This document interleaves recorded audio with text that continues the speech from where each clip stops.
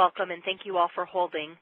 I would like to inform participants that your lines have been placed on a listen-only mode until the question and answer portion. Today's conference is also being recorded. If you have any objections, you may disconnect. If you need operator assistance, press star then 0. I'll now turn the call over to Melissa Glim. You may begin. Hi, my name is Melissa Glim, and I'm a contractor in the National Cancer Institute's Office of Communication and Public Liaison.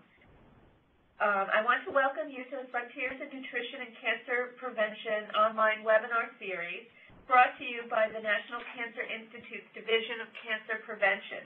To ensure uninterrupted streaming of the online portion of this presentation, please close any additional programs and windows on your desktop. This will make things move faster for you.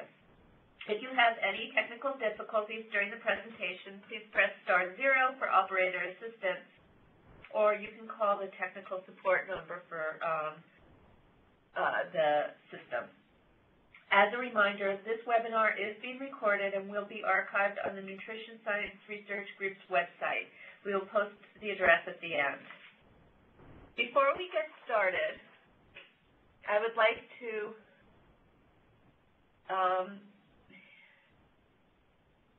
give you a quick moment to familiarize yourself with the live meeting desktop.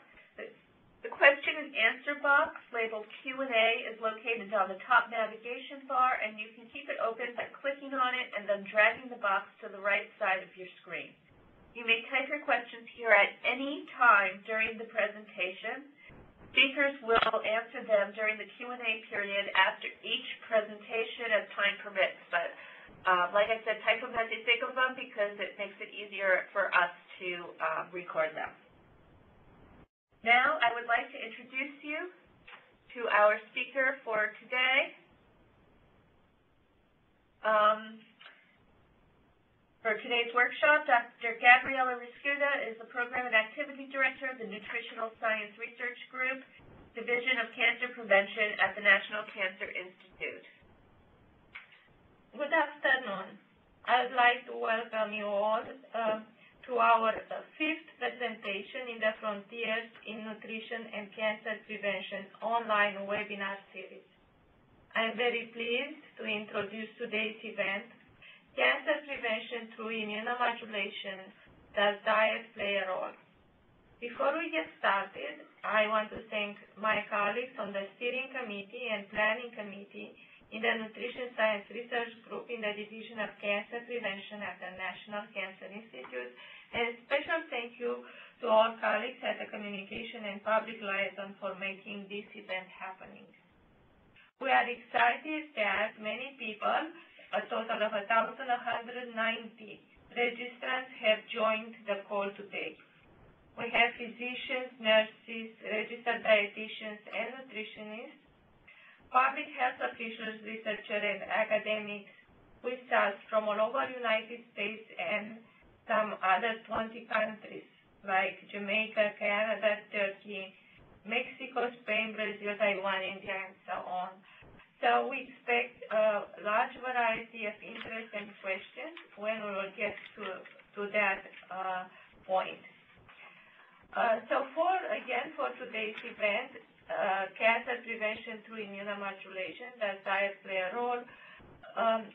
We choose this topic because we all are interested in preventing cancer, and if the diet plays a role, it would be great to hear from the experts in the field what we should be eating, when, and how. They will introduce us to the strength and evidence, the weakness of the data regarding the immunomodulation through the diet. And our first speaker is Dr. Simin Meidani. Dr. Meidani is the director of the John Mayer USDA Human Nutrition Research Center on Aging at Tufts University, and she's a professor of nutrition and immunology at Framingham School of Nutrition Science and Policy at Tufts Graduate Program in Immunology. She will present today whether dietary modulation of the immune response plays a role in cancer prevention. Dr. Medani? Thank you, Dr. Risotto. I would like to thank the National Cancer Institute and Dr. Risotto for the opportunity to present and participate in this webinar, and thank you all very much for joining. So dysregulated immune and inflammatory responses play a very important role in cancer initiation and progression, and I would like to take a moment to distinguish between the inflammatory responses and cell-mediated responses, because at times they have different and opposing roles in terms of cancer risk. In terms of inflammation, it is the increased and unregulated inflammation that has been demonstrated to play a significant role in terms of both initiation and progression of cancer, and there is good amount of evidence that it could also contribute in terms of predictability of survival and how a patient will fare in terms of their recovery. On the other hand, decreased cell-mediated innate and adaptive immune responses, for example, those that are mediated by T cells or the natural killer cells, a decline in their responses plays a role in terms of increasing susceptibility to cancer and also determining the pathogenesis of cancer. So I would like you to make the distinction between the increase in inflammation and decrease in cell-mediated immune responses. Inflammation is linked to cancer, as I said, even though we have known about this since 17th century, but it has only been in recent decades that majority of the evidence linking inflammation to cancer has been obtained. Both inflammatory cells and the mediators that they produce play an important role in initiation and progression of cancer. For example, tumor-associated macrophages have been shown to be critical for few types of cancer, for example, breast cancer. An increased number of both neutrophils and macrophages have been observed in tumor cells, and both of them do play a significant role in terms of pathogenesis of cancer and producing inflammatory markers that contribute to cancer. In terms of inflammatory mediators, many have been identified. I have listed some of them on this slide, and there is the strength of evidence for their involvement for the different molecules varies. CRP and TNF-alpha and icosanoids, there's a good amount of evidence that they do play an important role in terms of pathogenesis of cancer. And we know that, for example, there's predictive value in using CRP in terms of determining the prognosis of cancer.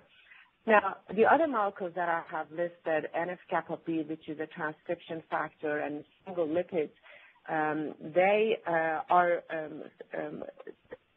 related to inflammation and cancer in terms of the single lipids, both direct evidence, but also mediating formation of the other inflammatory markers, for example, in case of NF-kappa B.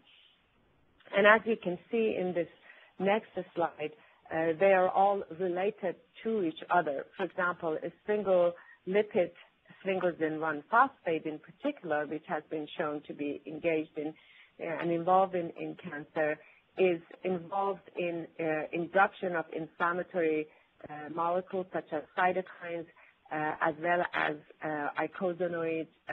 It's involved in induction of the key enzymes in the pathway of icosanoid formation. But on the other hand, the inflammatory markers can loop back and induce and cause formation of some of the important single lipids, for example, a sphingosine-1 phosphate.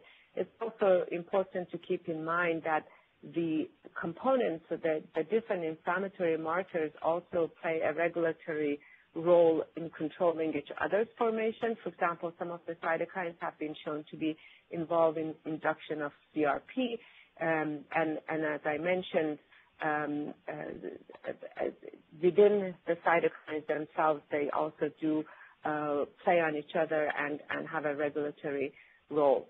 Now, one of the, I don't need to tell you that the incidence of cancer increases with age, both incidence and mortality, obviously up to a certain age, and then the people that you see less incidence, those are the ones who are the survivors and do not have diseases. But there is a steady increase in incidence of cancer and mortality with age.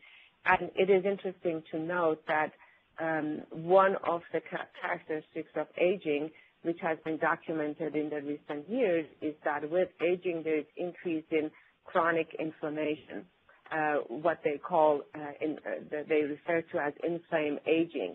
In this slide, it compares production of several inflammatory markers from macrophages of young and old mice, and as you can see, for interleukin-1, IL-6, as well, and there is significant increase in their production by macrophages with age, and so is production of icosanoid prostaglandin E2.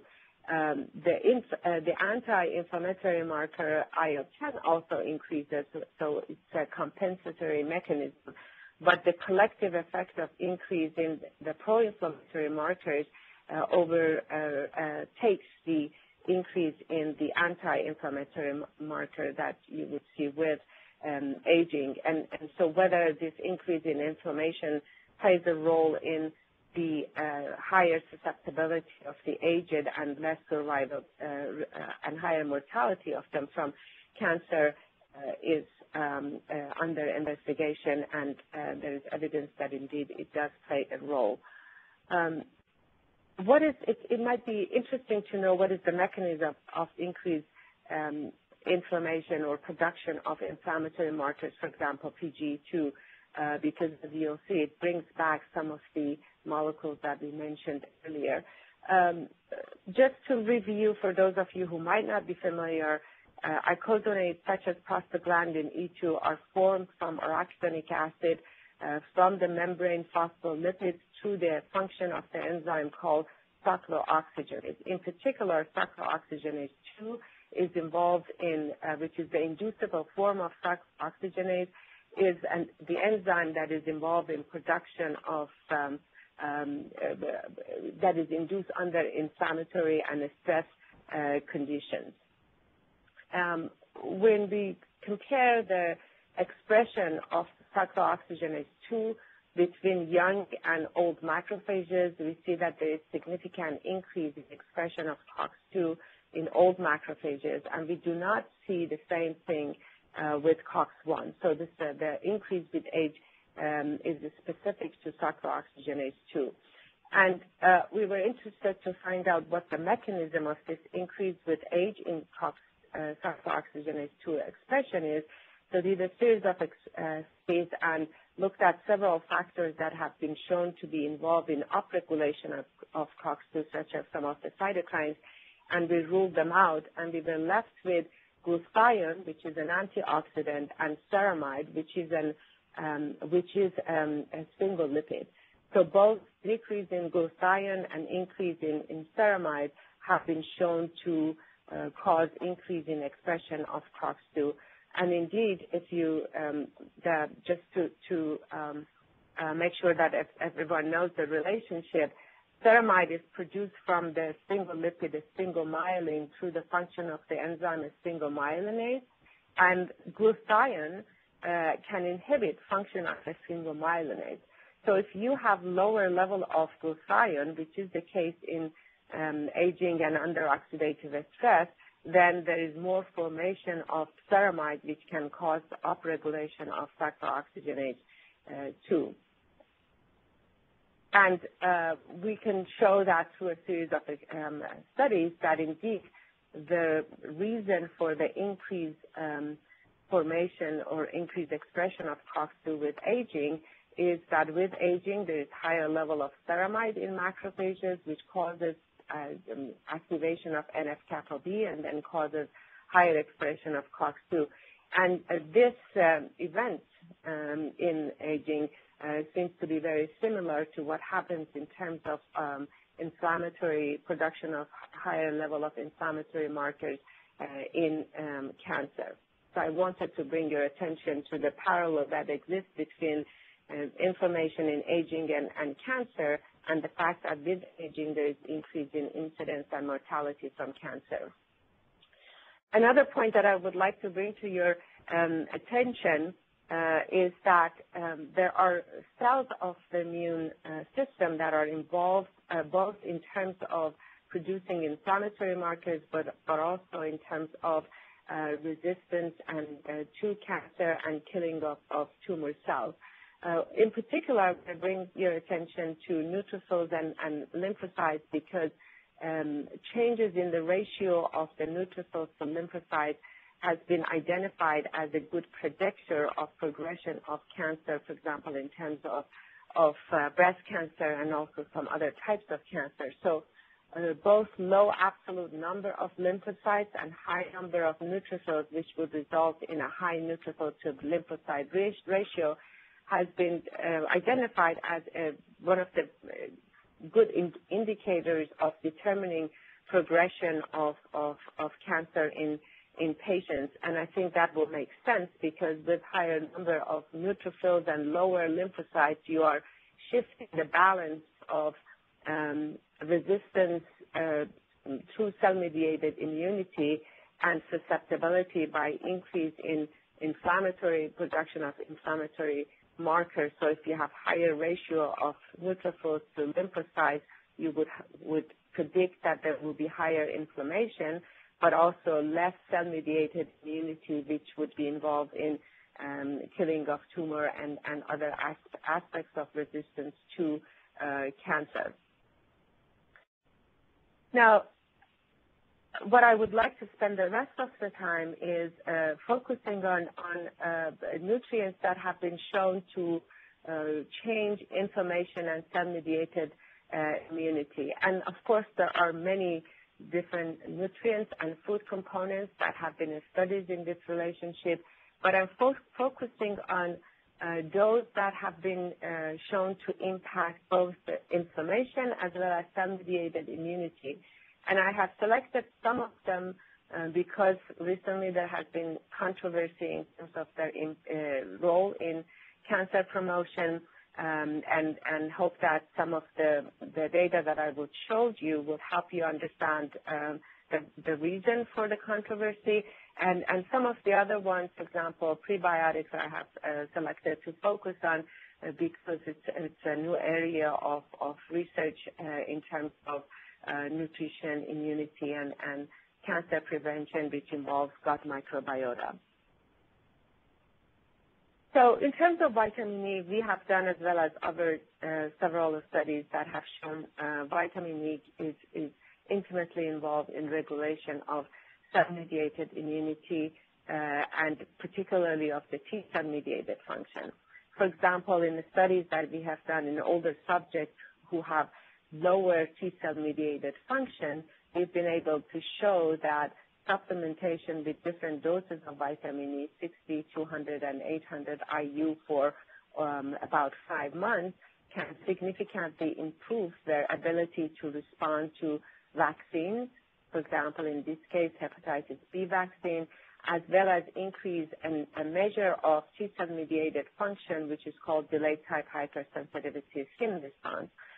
What I'd like to bring to your attention is that the optimal dose of vitamin E in this case is the 200 international unit, which is not the highest dose that we use in this. And I think, again, to bring your attention to the importance of the optimal dose and the appropriate dose to be used in terms of cancer prevention when it comes to the nutrients. On the other hand, we have also evidence that vitamin E supplementation can reduce inflammation. In this case, this was a study in which we supplemented young and old mice with adequate or high level of vitamin E for a period of a month, and then compared production of PGE2 from macrophages of young and old mice. And as you can see, in young mice, there is no effect of vitamin E on PGE2 production, but in the old mice, there is a significant reduction.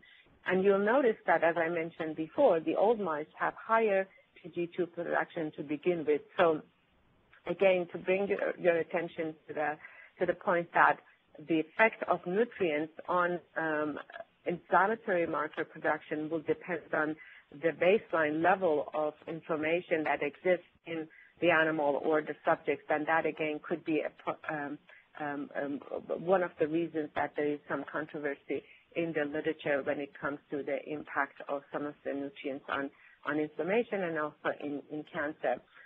Similarly, we have observed in humans that supplementation with vitamin E for a period of a month and these are older subjects, can result in significant reduction in production of PGE2 by the peripheral blood mononuclear cells. You can see that in placebo there is no effect, but in the vitamin E treated group, after a month of supplementation, there is a significant reduction in PGE2 production, and that is associated with a significant increase in the plasma level of vitamin E. Similarly, we see a reduction in the level of plasma lipid peroxides, which would be expected because vitamin E is an antioxidant. Now, we were interested in looking at some of the other inflammatory markers, for example, TNF-alpha. And what we noticed was that if we look at the entire population that we had supplemented with vitamin E, we did not see a significant effect of vitamin E on reducing TNF-alpha. So that was surprising, and we had noticed that in general, when we supplement with vitamin E, whether we're looking at T-cell function or inflammatory markers, not everyone responds to vitamin E supplementation. So we were interested to see whether there were genetic differences that contributed to the lack of response in some subjects. So in a study that we did using 200 international units supplementation with vitamin E in about 640 older people, we looked at the relationship between the genetic background of the subject and the response to vitamin E. Single nucleotide polymorphism in the promoter region of the cytokines, for example, TNF-alpha, has been shown to be important in terms of the ability of the subjects to produce TNF-alpha. So certain variants of changes in certain variants in the promoter region of TNF-alpha, for example, can result in differences in the ability of the subjects to produce high or lower level of vitamin E and of that particular cytokine, which then could make subjects more prone to inflammation as opposed to another subject. So when we looked at we broke down the population of the subjects into based on their genetic background, we noticed that the subjects who had the GG variant in the promoter region of their TNF-alpha gene, they did not respond to vitamin E in terms of a reduction in TNF-alpha production. If anything, there seemed to be a slight increase, but this was not significant. However, the subjects who had the AG or the AA variant showed a significant reduction in their TNF-alpha production. And these are the subjects that actually produce more TNF-alpha compared to the GG variant. So again, here it shows 2 points. One, that the subjects who are prone to inflammation seem to be responding to vitamin E, and that the impact of vitamin E in terms of reducing TNF-alpha production is dependent on their genetic background. If I may have the next slide. No, I think we're on the wrong slide.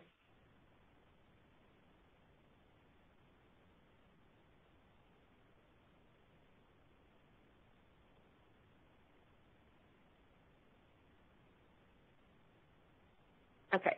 So just to conclude a point to keep in mind is that the impact of nutrients on inflammatory markers might depend on their genetic background. And again, another point that might explain some of the controversies in the literature that we have seen recently. Okay. So another nutrient that has been shown to be engaged in the immune system is vitamin B6. Low B6 has been observed in cancer patients, as has been shown to be associated with increased risk of breast cancer and also with increased risk of colon cancer. And it's also interesting to note that a significant portion of the older people have low B6 levels. A colleague of mine, Dr. Paul Jake, and his group have looked at the relationship between vitamin B6 and inflammatory markers in the Framingham population, and they looked at a series of markers of inflammation and came up with an inflammatory score for the subjects. And when they looked at the relationship between the blood level of pyridoxal phosphate, which is an indicator of vitamin B6 status, and the inflammatory score, they noticed that in the group that had the lowest percentage of B6, low PLP levels, they had the lowest inflammatory score. And those who had the highest percentage of people with plasma PLP level less than 20 mol per ml had the highest inflammatory score, again, pointing to the fact that B6, low level of B6 is associated with higher inflammation.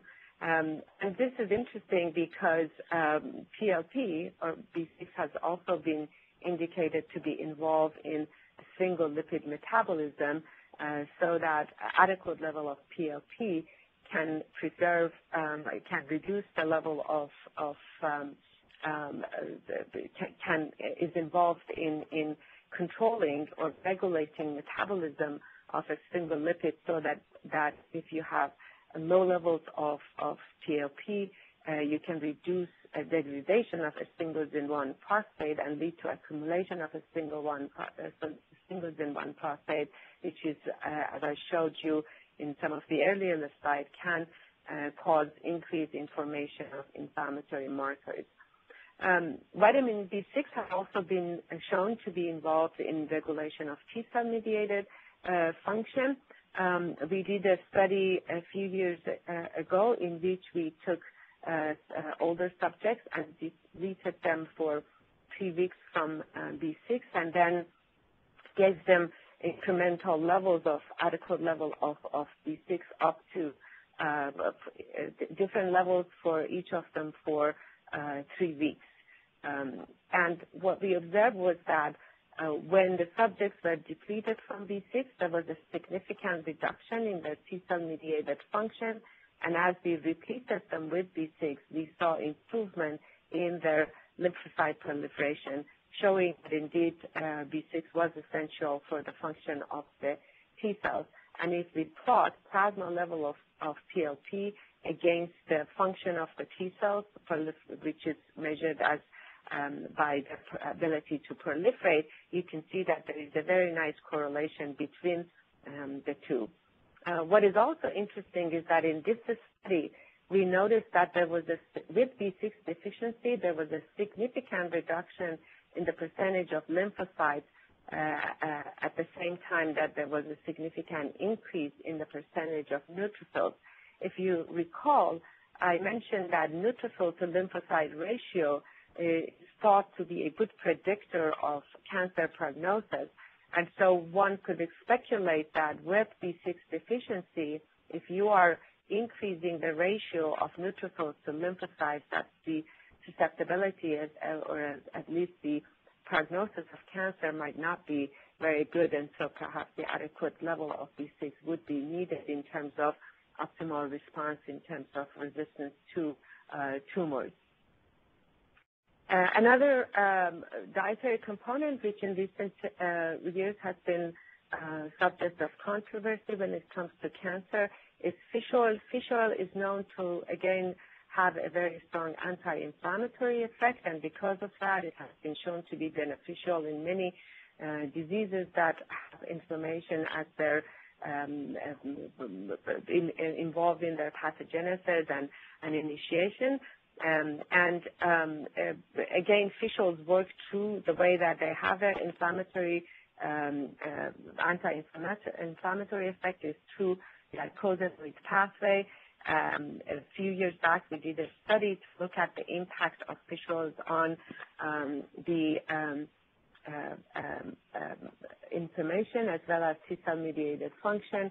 And what we noticed was that feeding a diet that was high in fish would cause significant reduction in many of the inflammatory markers, including some of the cytokines and prostaglandins. But surprisingly, we also saw a significant reduction in the ability in the T-cell mediated function by looking at DTH. So while the fish oil has beneficial effect in terms of reducing inflammation, it does seem to have an adverse effect in T-cell mediated function, and we believe that this adverse effect of fish oil has to do with the fact that with consumption of fish oil, there is increased requirement for antioxidants such as vitamin E.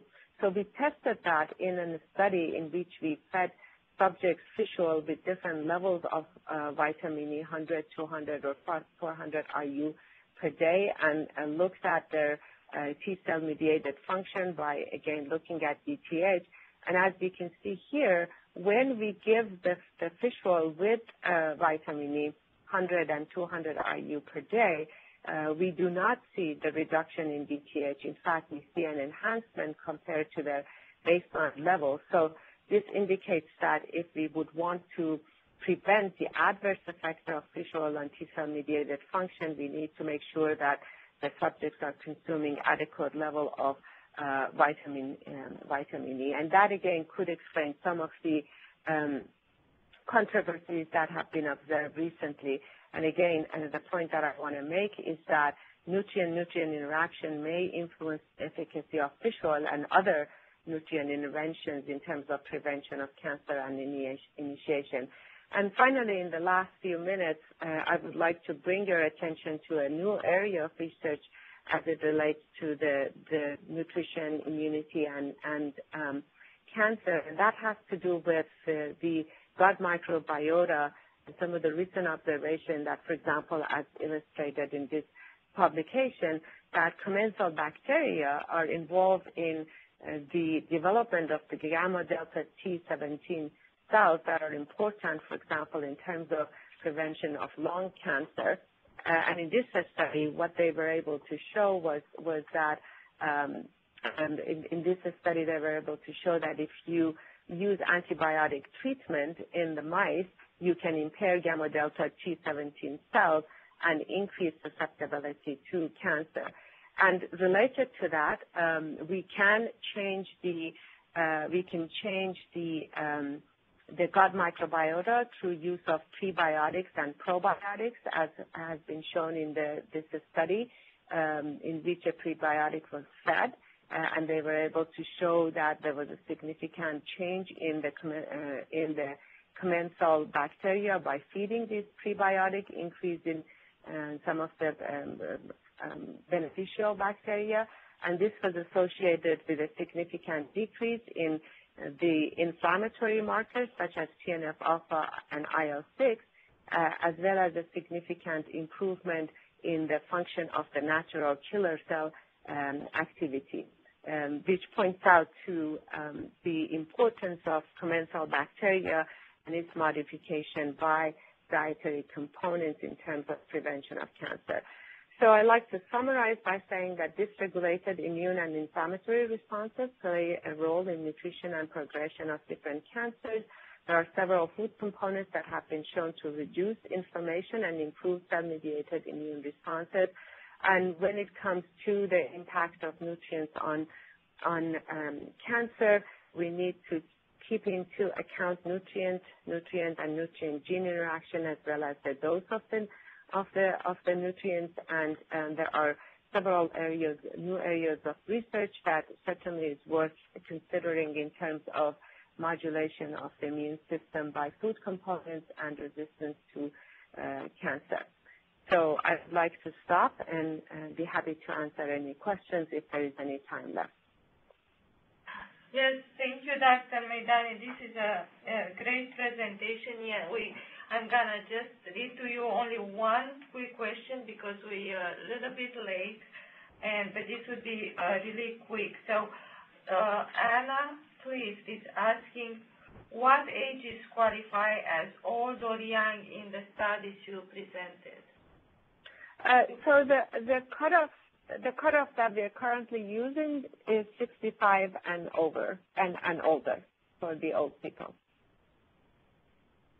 Thank you so much. There are a few other questions, but I will forward them to you, and we'll answer later because we have to move to our next speaker, Dr.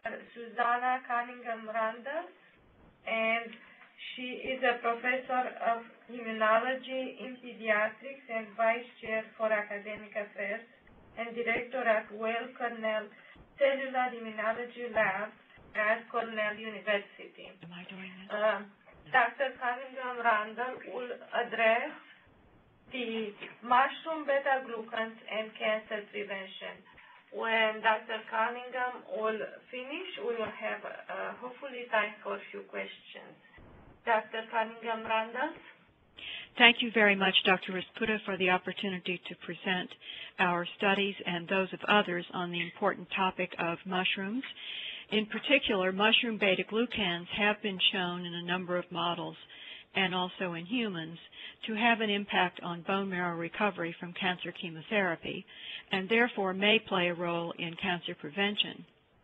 The role of mushrooms in nutrition and diet has historically been thought to be that of health promotion. We have to remember that mushrooms are actually edible fungi rather than the plants and vegetables that they are normally considered to be, and this is true whether you are talking about cultivated mushrooms such as white button, cremini, or portobello, or some of the ones we commonly see in supermarkets, or the wild edible species which are collected all over the world. Obviously, there are many elements present in mushrooms that may play an important role in health, including the presence of nutrients such as proteins, carbohydrates. We're going to talk primarily about beta-glucans as a bioactive component, but there are other elements too, including micronutrients, as stressed by Dr. Maidani, that may also be important. Interestingly, mushrooms are a good source of certain vitamins such as B12, which is highly bioavailable, although not present in very large amounts. And also vitamin D2, there is ergosterol, which can be converted by sunlight and is looking as if it's quite important in terms of being able to maintain normal levels. We also have to remember that wild mushrooms may contain toxins. Some of them can be fatal, and they also can contain toxic elements. So the source and the actual constituents of mushrooms may be extremely important.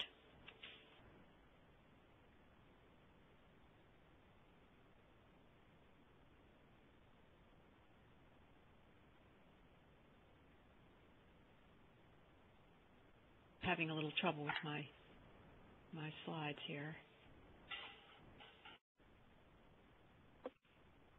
You need us to forward your slides? I'm having trouble getting back to the slides that I plan to show, yes, but I'm okay now. So on this slide, we see that there's been also a very significant growth in mushroom and truffle production over the world over the last several decades, and it's not only in China and other parts of the world, but also in the United States. So this represents a likelihood that in future we will see even more inclusion of mushrooms in diet. I'm still having this trouble.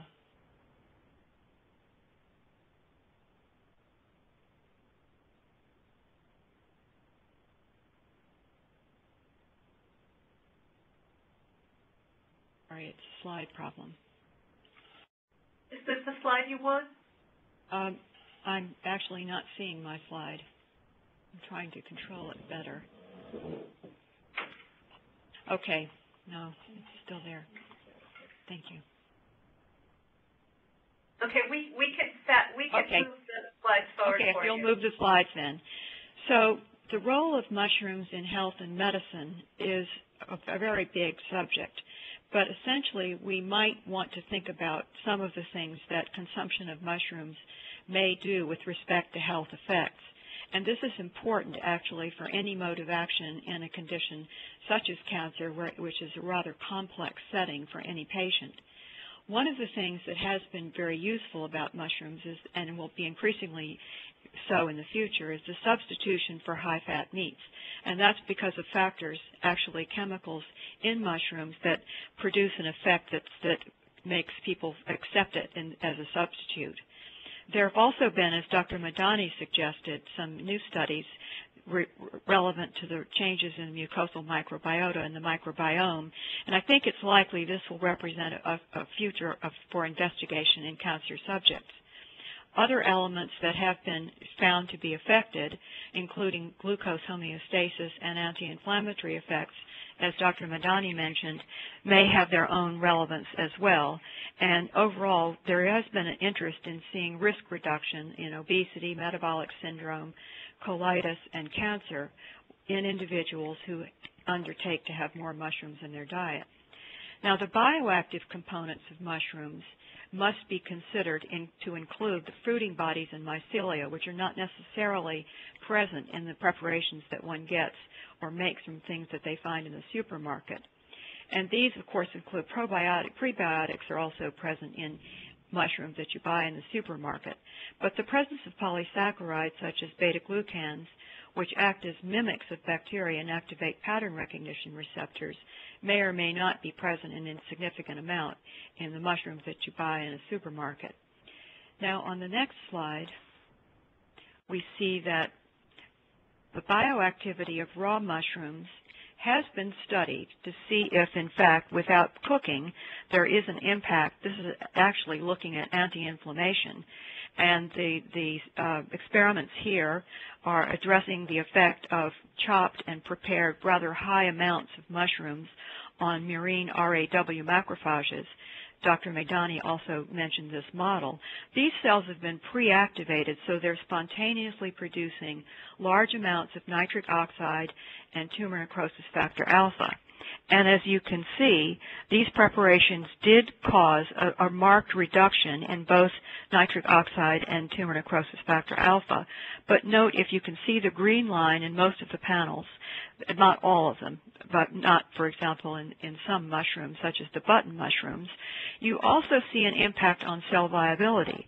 Now, this probably represents a contaminant or another component in mushrooms that would have been present in these rather highly concentrated preparations made from raw mushrooms.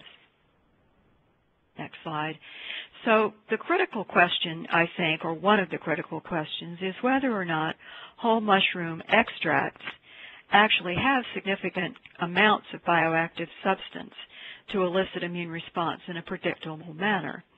You and Cantorna looked at this a few years ago, and they found, in fact, that although it's variable, if you look at these mushrooms like cremini, maitake, oyster, and shiitake, which you actually do find a lot in supermarkets, compared to white button mushrooms, and it was also true of the brown version, which is called honey nut, that there's not such a great effect. But compared to LPS, that's lipopolysaccharide, the bacterial component that's also referred to as endotoxin, but is the chief element in gram-negative bacteria that leads to activation of immune response. And we're looking here at TNF-alpha production.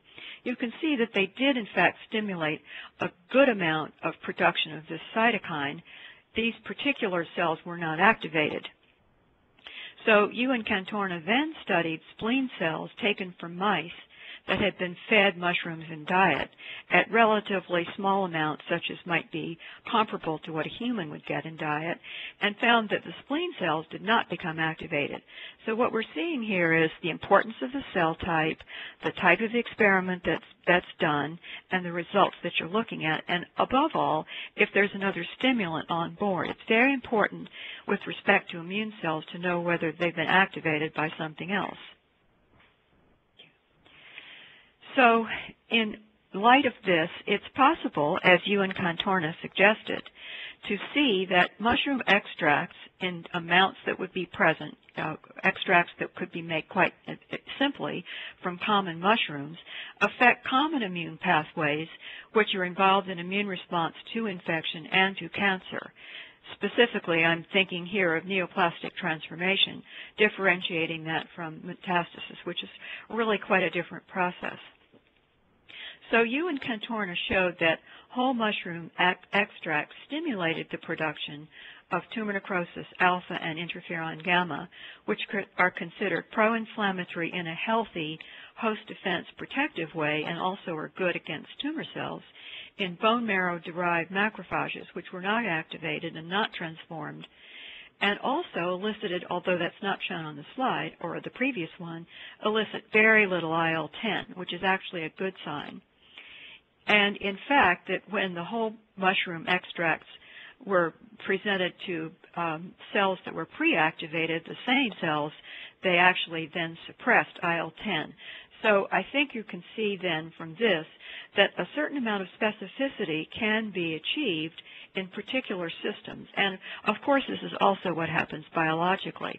That's part of the way the immune system works because it's compartmentalized. So we now know quite a bit about how beta-glucans activate immune signaling pathways. I'm showing the structure of one of them, and there are actually very many types of beta-glucans. And as you can see on the second bullet on this slide, beta-glucan bioactivity varies all over the map, and it does depend on many characteristics. Solubility is a major characteristic. Particulate glucans behave very, very differently than soluble ones do. But part of this also is composition, molecular weight, and degree of branching. Some beta-glucans can also include proteolytic glycans, which have direct anti-tumor effects. Most of the glucans that we're talking about here don't have direct cytotoxic effect on either normal cells or cancer cells. And like all biological response modifiers, the effects have to be considered as largely nonspecific. So specificity has to be brought into play by other elements in the system. Next slide, thank you. Now, on this slide, I'm showing you different beta-glucan extracts and how they have variable anti-tumor activity in clinical trials. I think there must have been a slide before this, or maybe it's after, that shows effects in vitro. But I'll just go on with what we have here. You can see that lentinan, which is actually used a great deal in Asia, has been shown to have adjuvant activity with chemotherapy and biologic drugs. These biologic drugs would be considered things like monoclonal antibodies that actually target specific tumors. And the effects of these has been somewhat variable on survival, but some interesting positive effects were observed. And the process of mode of delivery was really through oral activity, but injection is also very powerful. Crestin, which is a component of Coriolis versicolor, it's a purified and highly prepared extract, has adjuvant effects with chemotherapy and improved survival in gastric cancer patients when taken orally. Maitake fractions, and there are a number of these, they're beta-glucan containing, but some are not, from Grifola frondosa, a very famous mushroom called the dancing mushroom, where there's a number of experiments showing that Grifola will actually enhance cisplatin therapy by direct effects on the bone marrow and also has effects on T cells and NK cell responses, and promoting bone marrow recovery after paclitaxel. That's some studies from my lab, Lin et al., 2010. And this was orally active. We also did a study in breast cancer patients where these were post-chemotherapy, and we found effects on immune response, and were able from this to develop an idea of the appropriate dose level for getting effects on immune response without suppression, because it must be pointed out that you can have overdoses of some of these elements, and some beta-glucans tend to hang along quite a bit in the blood, and that could, of course, be a risk. Now, meta-analyses of mushroom extracts have appeared, and they have given some assurance that ultimately we may be able to have better quality studies and clearer ideas of how they work.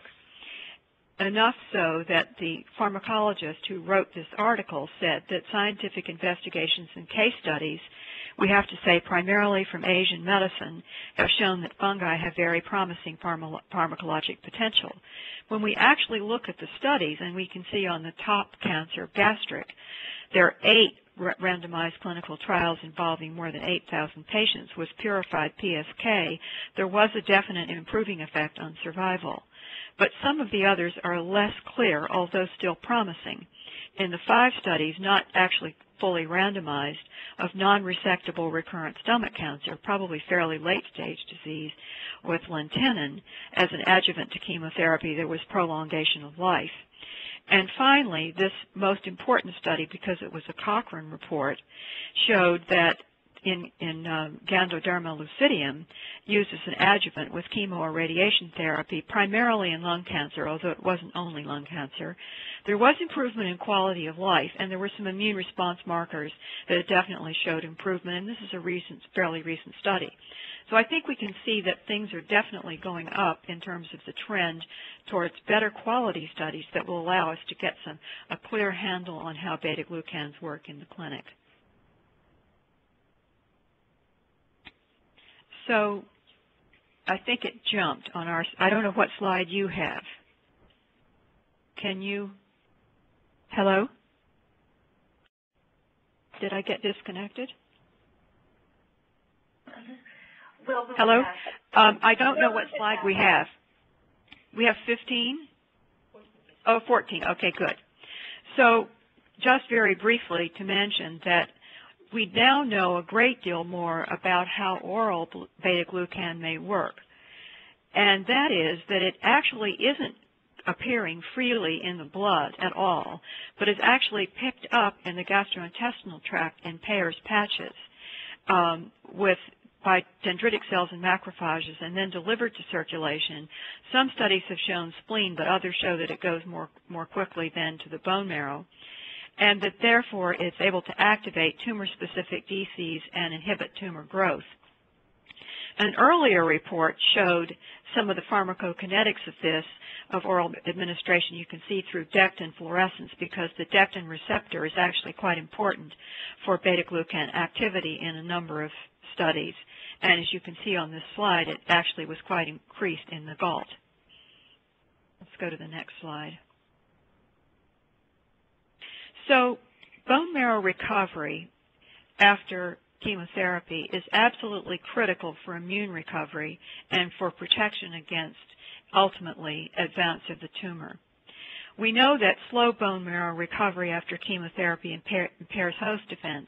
Dr. Madani made the point about increased numbers of neutrophils and lymphocytes in cancer patients. And depending upon the stage, this can also be a sign that there's some sort of pathogen or reactivation of the pathogen, which is leading to an increased egress of neutrophils from the bone marrow into peripheral blood. But overall, it is a sign that the host is having problems controlling infection. And as all of us know, death in cancer patients is often really from infection. So there is interest in ways and means to support the recovering bone marrow.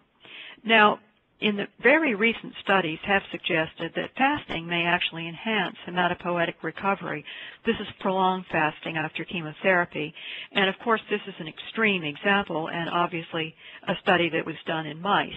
So I think that the use of foods of any kind, and even beta-glucans, although they aren't, the extracts are simply not really foods as such, they are really medicinalized, if you will, actually has to be thought about very carefully. and the doses have to be considered. But we have found in previous studies that we've reported that beta-glucan strongly supports hematopoietic cell recovery, and it actually stimulates neutrophil and monocyte differentiation at the level of the committed hematopoietic stem cell and progenitor cell, leading to actually improved peripheral monocyte and neutrophil activity in a mouse model. So, as shown on the next slide, we were interested in studying maitake beta-glucan on neutrophil and monocyte function in myelodysplastic syndrome. This syndrome, it's a syndrome because there are many different forms of it, but it's characterized by ineffective erythropoiesis, ultimately leading to anemia. But in the marrow, it's actually hypercellular, and there's also a lot of dysplastic changes, which ultimately lead to the peripheral cytopenia. And there's significant risk of infection in untreated patients who often are maintained only by transfusion when they become anemic. And ultimately, the great problem is that many do progress, and often very acutely and suddenly, to acute myelogenous leukemia. So you can recognize that this is a setting, and I have to add with respect to what Dr. Madani mentioned, that patients with MDS are primarily older. So this is a disease that could be regarded as directly related to or certainly implicating aging and immune response as well, and therefore should be considered in that way. But the main issue for us was the idea that we could look at what's really like a pre-malignant condition where patients would not be treated, but patients are often neutropenic. Now, interestingly, a large body of evidence supports the fact that the increased risk of infections in patients with myelodysplasia of this sort is really not the reduced number of neutrophils, although eventually that does have an impact, but it's primarily due to reduced neutrophil and monocyte function. So we reasoned that because maitake beta-glucan in fact stimulates granulocyte colony stimulating factor production directly in certain types of macrophages, for example, in the bone marrow, and specifically these we think are committed progenitor cells, that it might promote the recovery of peripheral blood leukocytes after bone marrow injury. And we then regarded, of course, MDS as sort of a conditional bone marrow injury type problem, although the basis of it is this pre-neoplastic condition rather than some kind of chemotherapeutic injury. So on the next and last slide, this signaling pathway popped in again. Let's get beyond that. And we'll skip this because now we don't need to talk about it. And I'm hoping we'll get to the last slide. This is all out of order, but if we can get to that last, yes, this is it. So we very recently have submitted for publication our study, which shows that MDS patients who took oral maitake beta-glucan over 12 weeks as a group showed an increased production of reactive oxygen species. Dr. Madani mentioned this in association with host defense, and under some conditions it can mean many different things. But essentially, for monocytes and neutrophils, production of these species is absolutely essential for killing bacteria after phagocytosis. And so as you can see, if you look at the panel, this is a whisker plot, so you can see the high, the low, and the mean, and you can see what the whole group looked like.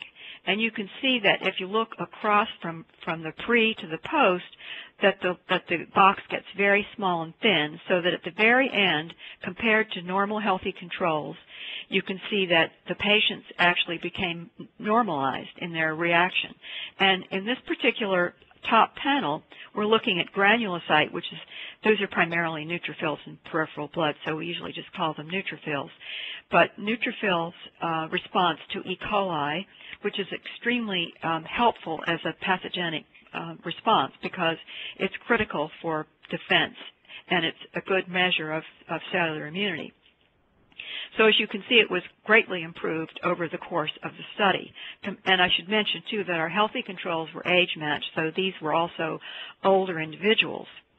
And we saw that with respect to monocytes, we even noticed that the pre-treatment monocyte response to E. coli was significantly reduced in MDS patients compared to healthy controls.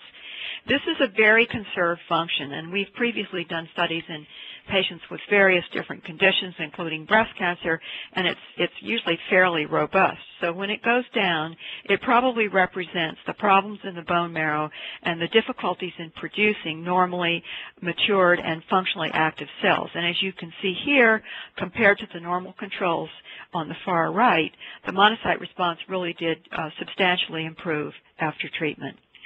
So in conclusion, I think we can see that mushrooms contain unusually powerful bioactive materials, and some of them, such as beta-glucans, have direct effects on immune response through impact on the maturation and differentiation of cells.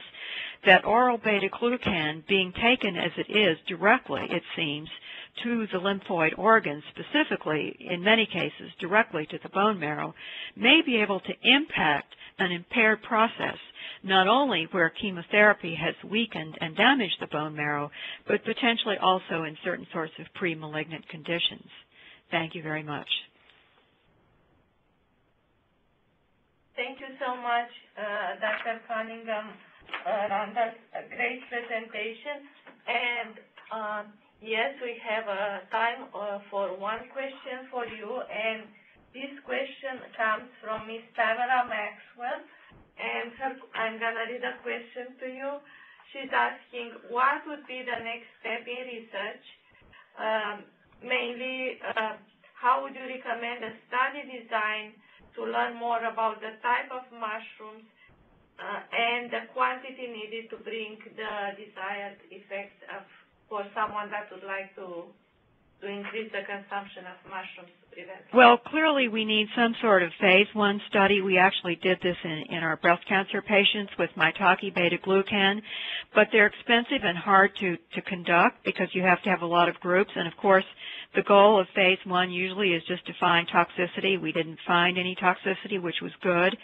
But a secondary objective is to look at efficacy and impact. But I personally think we need to do a couple of things. One is to find fairly homogeneous populations. 2 is to use different mushrooms that have very well quantified and described beta-glucan or other bioactive components that we can measure. And then 3, we need to look for biomarkers, usually things that are in blood. I think of course I'm very interested in hematopoiesis, so that's one way, so that we can accurately track what happens. And finally, although I didn't talk about it, it is possible to measure levels of beta-glucan in blood, and that could also be of some use. Great, thank you. And another question from Alice Shapiro. Is your work with beta-glucans in humans being conducted under an IND? Yes, of course. Okay, thank you so much. We have one more question. Is the benefit from mushroom extract equal with the benefits of eating mushrooms? Oh, you mean, are any mushrooms so rich in these beta-glucans that they alone would be sufficient? Is that what is meant by the question? I think what it meant is taking the beta-glucan as a supplement, as an extract, would be equal with, would provide the same benefit as eating whole mushrooms. Oh, if that's all you wanted was to select and choose out only beta-glucan, yes, I think there's definitely room for supplementation. But I would also advise considering the huge power that mushrooms apparently have, and also remembering what Dr. Maidani said about the microbiome. I believe that those components you would not get in your extract. So it would be a shame to choose one over the other. Okay. So I would advise both. Okay, thank you. I would advise the mushrooms too. And thank you so much for a great presentation. Now we have to move towards our third speaker, and this is Dr. Lina Hilakivi-Clark, and Dr. Hilakivi-Clark is a professor of oncology at Lombardi Comprehensive Cancer Center at Georgetown University. She will discuss the role of soy isoflavones in cancer prevention through immune modulation. When she will finish, we will have time for a few questions again. So, Dr. Hilakivi-Clark. Thank you very much, and thank you for the invitation to present to you today. So edamame beans are the foundation of traditional soya foods, and they are used also to make other soya products such as soya milk and tofu. Western soya products can be very different because they are often made from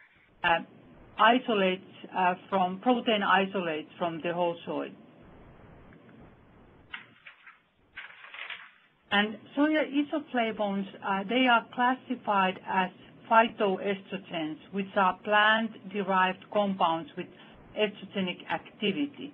They are naturally present as glucosides, so bounded with the glucose molecule, but when they are fermented or digested in our gut, they form aglycones, and those are genistein, daidzein, and glustein, and in some individuals, daidzein is further metabolized to equal.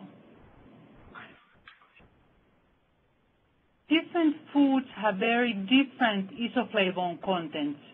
For example, 1 cup of miso soup has 4 times the level of genistein than soya milk has. And if you can see in this table at the very bottom, the Western food product, meatless soy sausage, only has very low levels of genistein. There is an inverse correlation between soya isoflavone intake and breast cancer incidence. Soya intake is very low in Europe, a little higher in the US, but in Asia it's considerably higher. And the blood genistein levels in a typical Asian person who consumes soy foods daily is between 1 to 5 micromolar. The map shows you the incidence of breast cancer in different parts of the world, and the incidence is very high in the US and Western world, and then low in Asian countries. Because of that correlation, it has been proposed that there is an association between high intake of soya foods and low breast cancer risk. Clearly, this link is not caused by some genetic factors in Asian women, because when they migrate to the West, to the US, for example, their daughters and granddaughters then acquire the same level of breast cancer incidence as Caucasian women. Soya foods have proposed to have several health benefits. In addition to prevent breast cancer and its reoccurrence, it has been proposed to promote cardiovascular health, prevent osteoporosis, help to control menopausal symptoms, and have some cognitive benefits. But it still remains controversial whether any of these health benefits really exist. There is a problem concerning soya food consumption and breast cancer, or it has been proposed that there's a problem for the reason that estrogens play an important role in breast cancer susceptibility, or who gets breast cancer and who does not. So the high lifetime levels of estrogens have been linked to increased breast cancer risk. And if you look at the chemical structure shown here of genistein, it is very similar to that of estradiol. And we also know that when the most effective prevention and treatment for breast cancer are antiestrogens that inhibit the actions of estradiol. And indeed, in studies that have been done using human breast cancer cells, either in culture or when they are inoculated to nude mice, it has been shown that the concentrations of genistein you can see here I have circulated 1 to 10 clearly induced proliferation of these human breast cancer cells in culture and also stimulate their growth when they are inoculated to nude mice.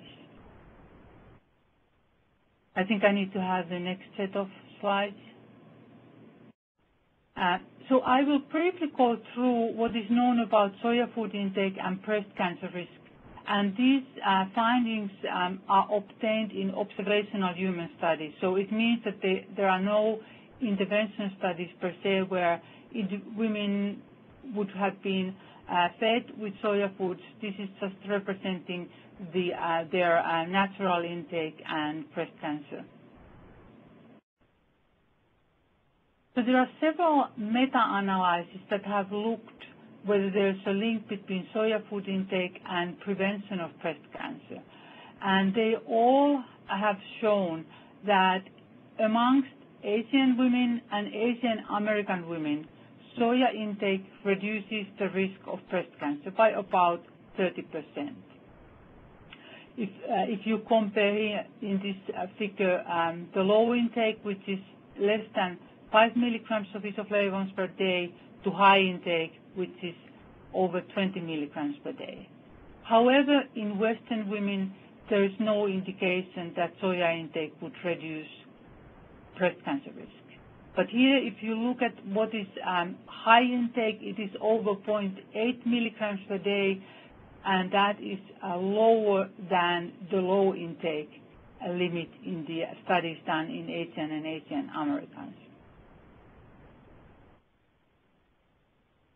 So what would explain possibly these differences in Asian women and Caucasian women? One obvious explanation is the level of soya intake, which is much higher in Asian women.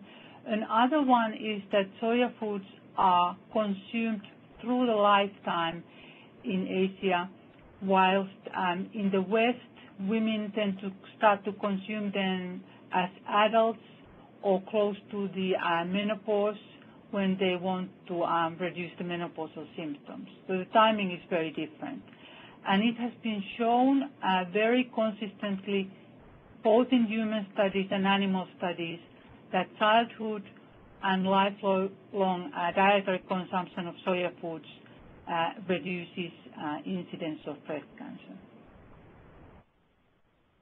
How about soya food intake among breast cancer patients and survival? So here I've summarized a couple of studies. Again, some meta-analysis, some dividing the individuals to different ethnic groups.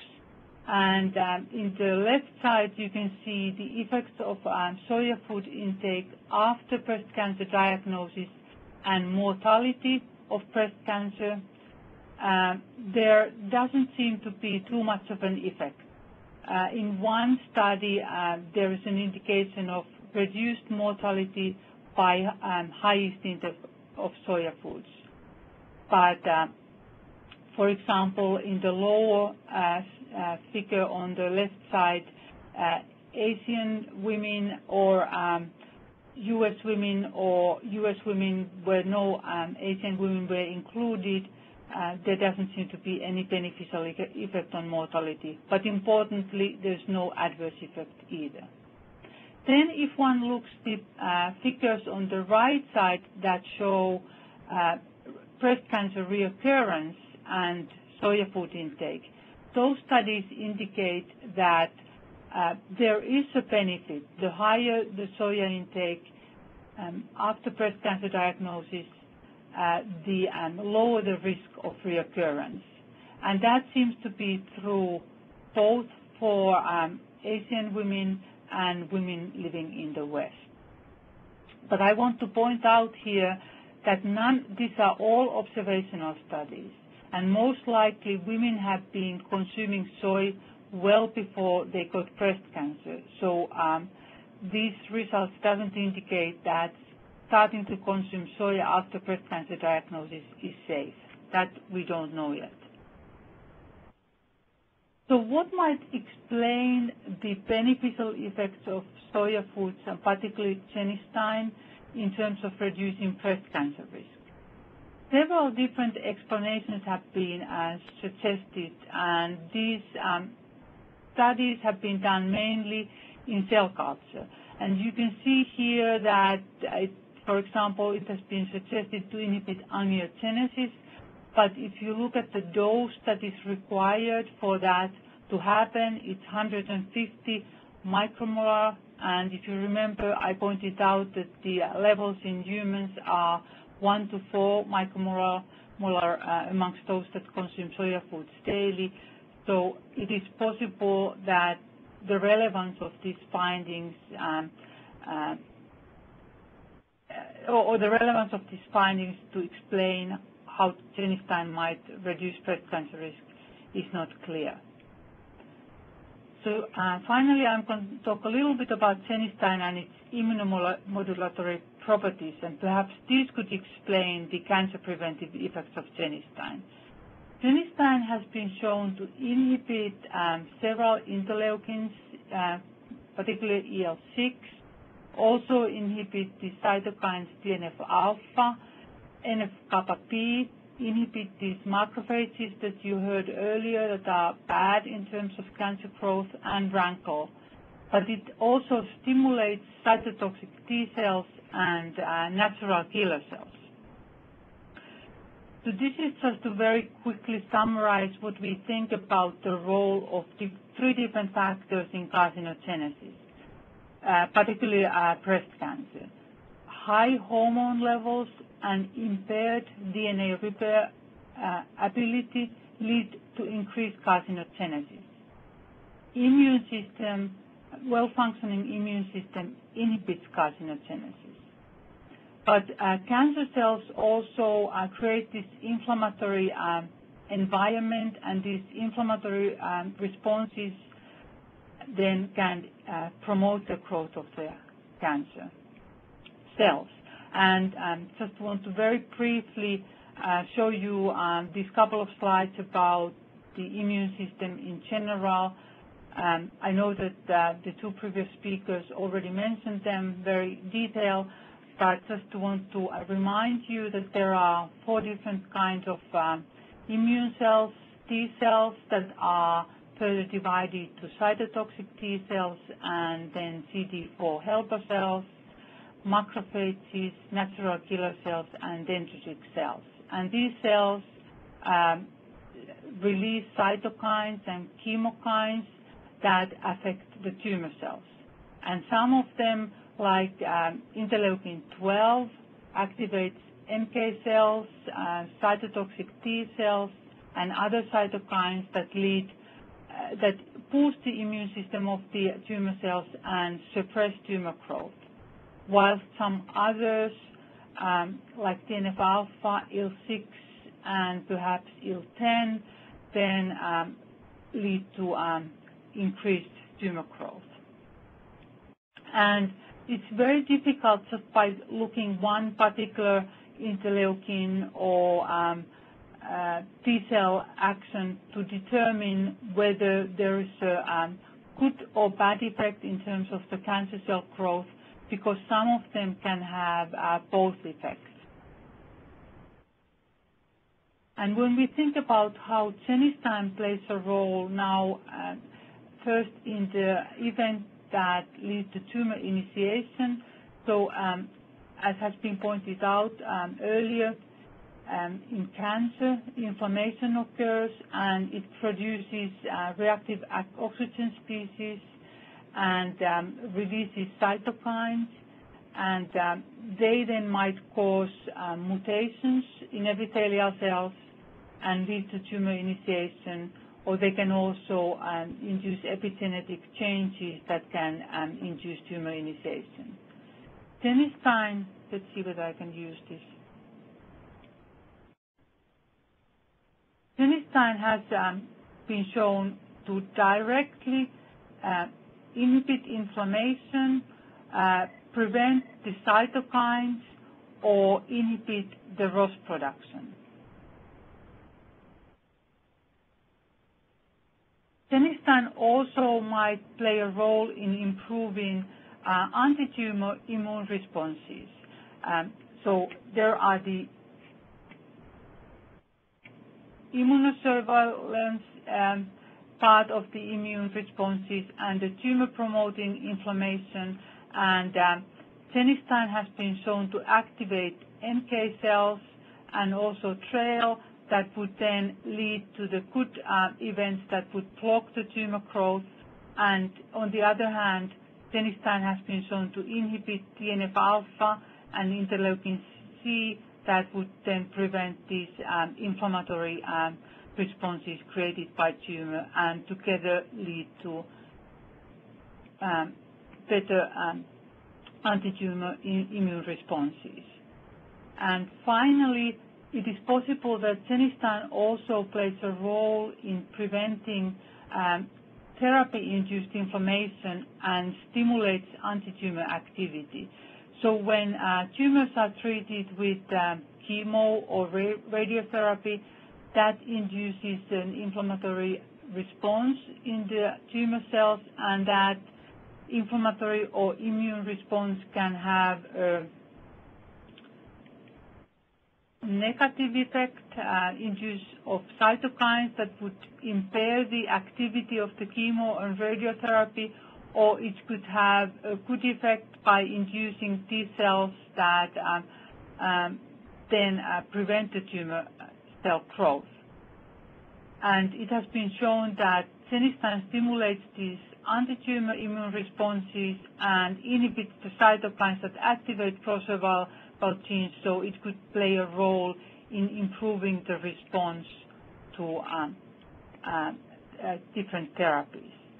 And finally, I want to point out that it is possible that in order to see the protective effect of genistein, normally functioning immune system is required, and that might explain the results that have been obtained in the nude mice or in the cell culture experiments using MCF7 cells, because there's no immune system there. But in a study done by Kuo and al., they showed that if they used mice that have an intact immune system and fed them genistein before tumors were initiated, and they looked melanoma cell growth and also looked the growth of carcinogen-induced mammary tumors, and they found that now in the animal that had an intact immune system, genistein was producing tumor initiation. But the study also showed that if the feeding started after the tumors were there, then it didn't have very much of an effect.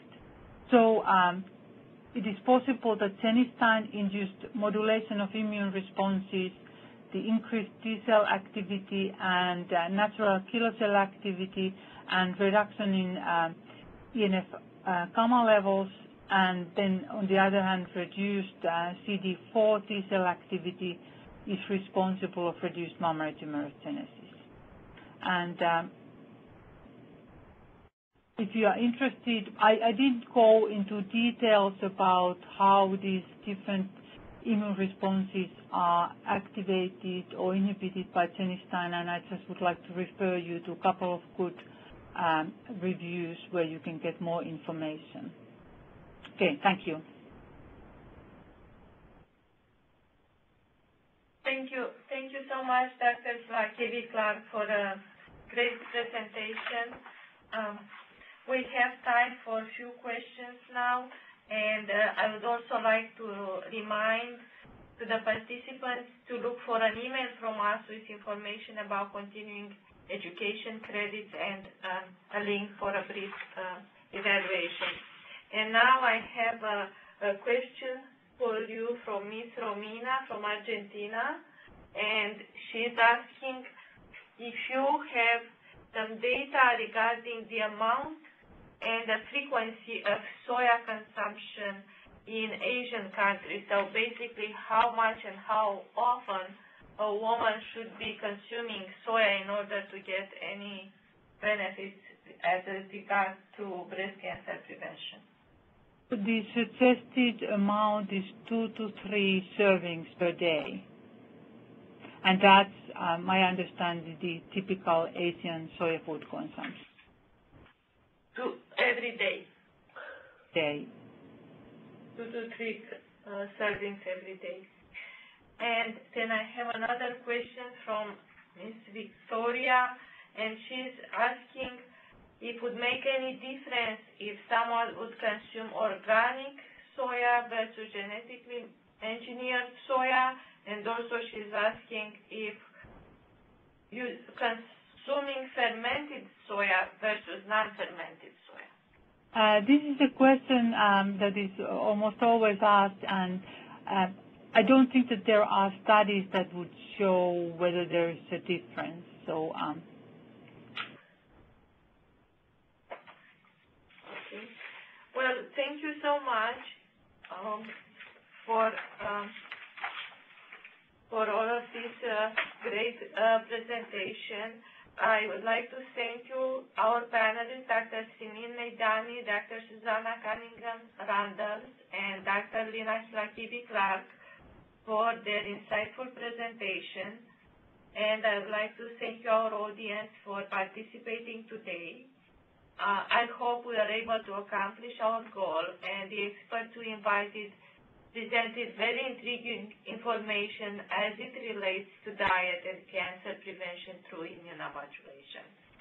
As you have heard, there are a number of vitamins like vitamin E, vitamin B6, different foods like mushrooms and soy that exhibit particularly strong immune properties, and they may be able to modulate the immune response and therefore participate in cancer prevention through several mechanisms, including reducing inflammation or increasing the immune response. Of course, there are more food to study, and we need a lot more studies in order to determine and to understand the interaction between food, genes, microbiome, the exact amount, the type, the timing. But through the hard work, I believe we are looking for a bright future, and we hope that indeed diet will play a very important role in the future in cancer prevention. If you have more questions that you would like to address, please email the questions to me, Gabriela Riscuta@nih.gov, and I will forward your questions to our invited experts. And I would like again to thank you all for joining us today. Goodbye. Thank you. This does conclude the conference. You may